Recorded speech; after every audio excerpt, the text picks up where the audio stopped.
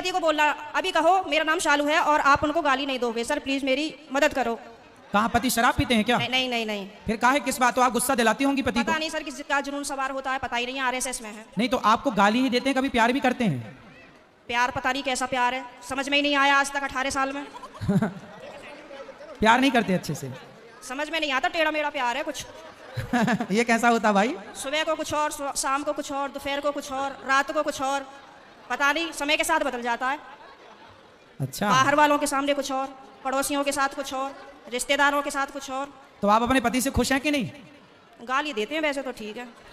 तो कोई बात नहीं, कान में रुई लगाए रहो, सुनते रहो, क्या करोगे? कई बार लगाने की कोशिश भी करी है, फिर मुझे सुनाई नहीं आता, औरों की भी बात सुनाई नहीं आती सर। अरे तो पति जब गाली दे तो रुई लगाए रखो, बाकी की सबकी सुनो।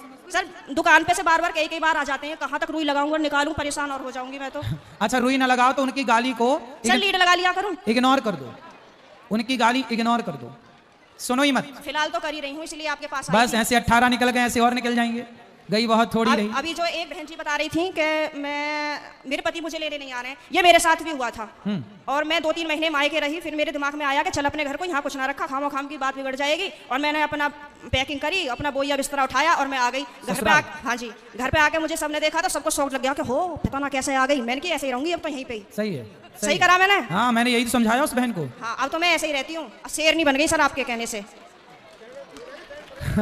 शेरनी बन गई अब हाँ। तो पति सुरक्षित है क्या शेरनी से? पहले सब लोग मुझसे कहते थे तो मैं रोती थी। हाँ। लेकिन उन्होंने मुझे रुला रुला के इतना मजबूत कर दिया है कि अब मैं सीधी दहाड़ मारती हूँ।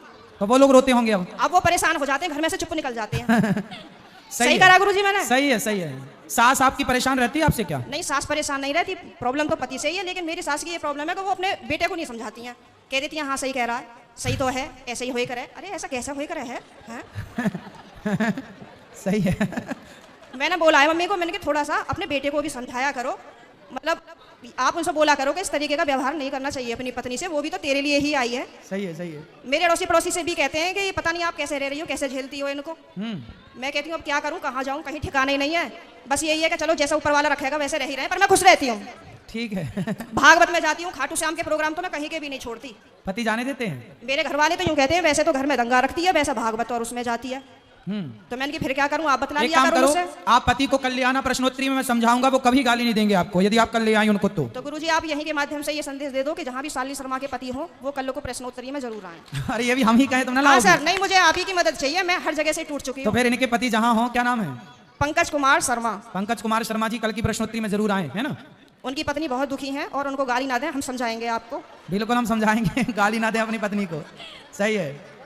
धन्यवाद गुरुजी, मैं बहुत खुश हूँ। कल मैं कलश यात्रा में